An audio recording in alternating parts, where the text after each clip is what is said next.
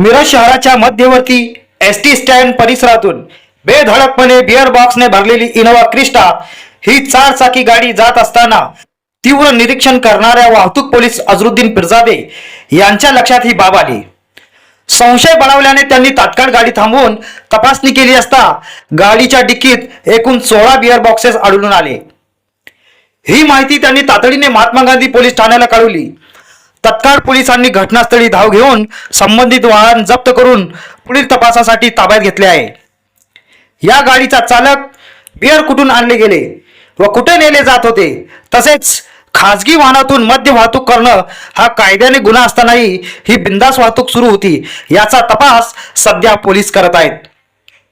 प्रश्न असा निर्माण होतो की अशा प्रकारे शहराच्या मध्यवर्ती ठिकाणी खुलेआम बिअर बॉक्सची वाहतूक सुरू असताना मद्य नियंत्रणासाठी जबाबदार असलेले एक्साइज विभागाचे अधिकारी नेमकं काय करत आहेत?